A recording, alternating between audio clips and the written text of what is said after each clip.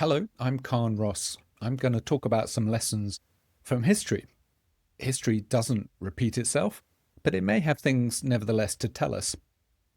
After the Nazi Party came to power in Germany, the daughter of the then American ambassador was impressed by the new order, which she believed had invigorated the country and given pride back to the German people. She was so uncritical of the Nazis that she even dated the head of the Gestapo. Then she witnessed an extraordinary and horrific event in Nuremberg. At the hotel where she was staying, a group of townspeople had gathered outside and were happily chatting. She heard a military band approach, turned and saw a column of SS men marching down the main street of the town. At the head of the column, two large SS men were dragging something. She couldn't tell what or who, only that its hair had been clipped short and its face coated in white powder. Only when the column drew nearer could she see that the figure was a young woman. Around her neck a sign had been hung. It said, "I offered myself to a Jew." On seeing the column, the group of townspeople began to cheer. More people joined them as they jeered at and insulted the young woman. The mood of the crowd was celebratory, even joyful, as the young woman was paraded and humiliated before them. The band struck up the Nazi anthem, the Horst Wessel song, a commemoration of a Nazi thug who died in street fighting with communists, and everyone in the crowd raised their arm in the Heil Hitler salute.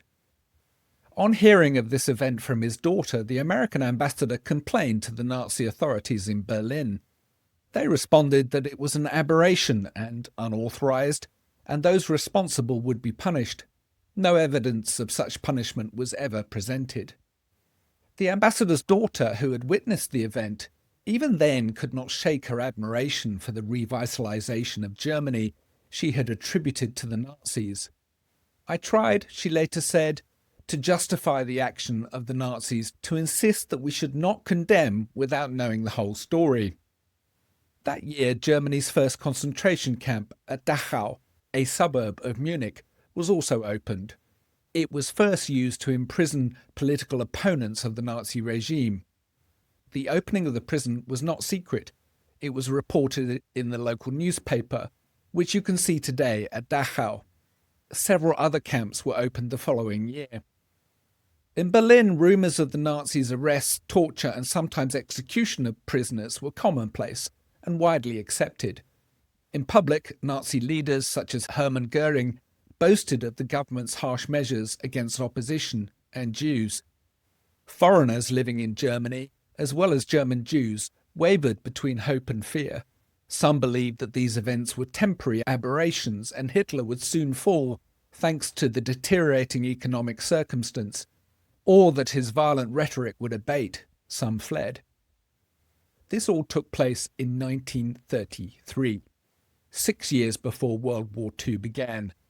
All this happened very soon after the Nazi Party came to power.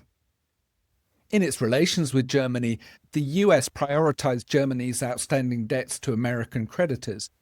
Diplomats and officials discouraged protest against the Nazis. While visiting on home leave, the ambassador met Jewish leaders to persuade them to drop allegedly provocative protests, to cancel, for instance, a public trial of the regime for its treatment of the Jews. Officials in Washington accused diplomats stationed in Germany of exaggerating the misdeeds of the Nazis in their reporting. Along with other countries, the US chose to take Hitler's promises that Germany would not attack other countries at face value, despite the visible and massive rearmament that foreigners could see, and Hitler's public comments that the Germans needed room to live, or Lebensraum, a major theme of his thinking and rhetoric, alongside demonization of Jews. Acts of violence and repression were celebrated in the Nazi press. Hitler had been open about his genocidal philosophy from the 1920s. His political memoir, Mein Kampf, is explicit about this. It was published in 1925 and was over the years distributed in millions of copies across Germany. Newly married couples were given a copy. Later exculpatory claims that Germans were not aware of what the book in fact said can be treated with skepticism. During the Night of the Long Knives, scores and possibly hundreds, mostly other Nazis, were murdered as Hitler and his allies destroyed possible threats to their rule. This violence was not a secret, it was openly admitted, not least to deter others. This was in 1934. Fascism rose in plain sight. The opposition in Germany was viciously repressed and was quickly, completely eradicated. Likewise, Jews were persecuted openly. The first laws denying voting and citizens' rights for Jews and outlawing marriage between Jews and Germans, even though Jews were, of course, German, were passed in 1935. Even before the Nazis took power, attacks on Jews and Jewish businesses by Nazi thugs were already commonplace. The world watched, did nothing, engaged with Hitler, tried to manage his aggression, overlooked his repression, and most infamously in Munich, traded away the territory of others in return for a temporary peace. Only a few warned of the terrible danger ahead. They were often dismissed as Cassandras or warmongers. At home in Germany, conservative politicians thought they could control Hitler, even use him to further their own policies and ambitions. They allowed him into government. He then destroyed them and all opposition, often by literally killing them. Abroad, other countries thought that by doing deals with him, they would contain the threat. They believed his promises of peace and non-aggression. They were both, of course, horribly wrong.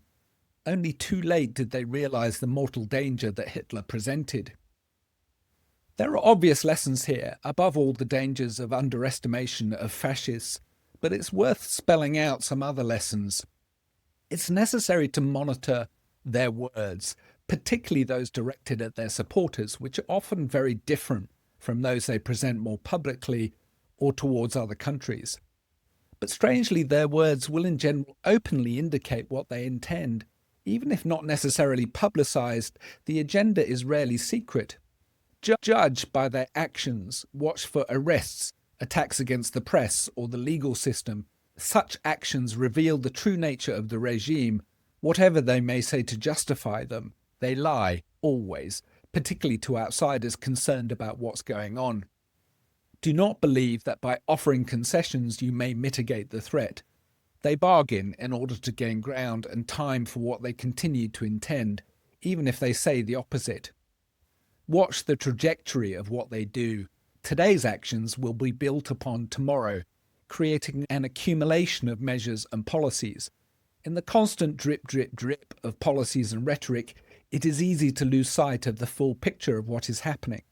The accretion of powers of the fascist state was gradual and unannounced. In parallel, authoritarian actions are normalized bit by bit, confusing opponents and preparing the broader population for increasing repression. To guard against this, develop key metrics to assess their actions. How specifically are they undermining democracy? Measure against Popper's three pillars, the three pillars that hold up an open and democratic society, which he developed, incidentally, whilst in exile in New Zealand during World War II. Those three pillars are free political parties and elections, free and fair and regular elections, free and independent media, independent courts. Measuring against these indices, we can draw clear and specific conclusions about the overall picture of what is going on. Silence is complicity. The Nazis relied upon mass support not only initially to take power, but also that the mass remained passive while they violently suppressed all opposition and attacked Jews. They exploited and magnified existing prejudices in Germany, the sense of injustice, the need to find someone to blame, the suppression of democracy justified by an allegedly bigger and more important goal, in the Nazis' case, a strong and respected Germany. By 1939, Hitler's popularity was already in decline. Most Germans were sceptical and nervous about his plans for war, but they did nothing to stop it. Only late in the war was there a serious and concerted attempt to assassinate him. It was often later claimed that resistance was impossible. It was not. When the Nazis began murdering physically and mentally disabled people, Germans, as official policy in 1939, priests, some doctors, and significant numbers of the public protested, to the extent that Hitler officially terminated the program in 1941. Although the murder continued in secret, 250 to 300,000 disabled people were murdered in this program. Children were killed by deliberate starvation or lethal overdose. One judge, and only one, filed murder charges against those performing the killings. He was dismissed, but notably not executed or imprisoned. He became an organic farmer. Violence and the abuse of law work as instruments of fascism. It wasn't complicated how the Nazis eradicated all opposition.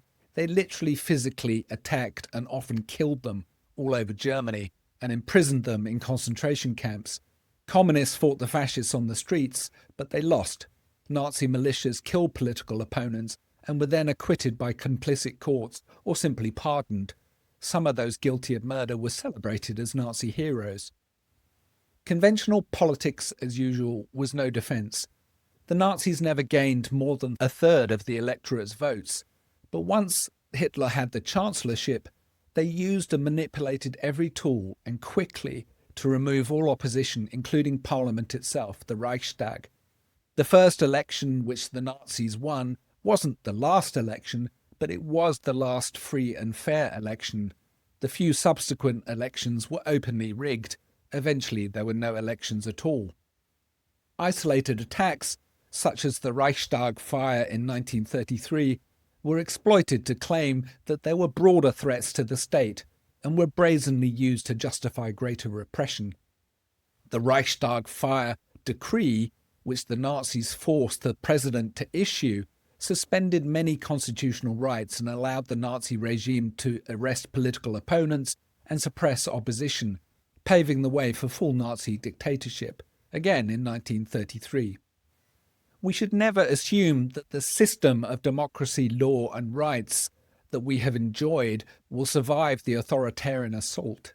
The rule of law, independence of the media, free and fair elections are inherently fragile. They are not made of bricks and mortar. They are merely contingent agreements on how to run things. If those in power contest and break those agreements, the institutions themselves collapse or are irretrievably weakened. This can happen very quickly. This is, of course, already happening in America. The administration is attacking the basic pillars of democracy. At the risk of belaboring the point, there is nothing permanent or solid about these institutions. They are virtual constructions, mere accumulations of habit and practice, sanctified by bits of paper and ceremony. They can all too easily be subverted. And finally, whatever you fear may happen with an authoritarian fascist regime, the reality may turn out to be much, indeed unimaginably, worse. And just as I was finishing this video, I saw this news report. Trump's Deputy Chief of Staff, Stephen Miller, often claimed as the brain of Trump, said on Monday this week, the Democrat Party is not a political party. It is a domestic extremist organization, he told Fox News. It is an entity devoted exclusively to the defense of hardened criminals, gangbangers, and illegal alien killers and terrorists. This is fascist rhetoric, just to be clear. Thank you.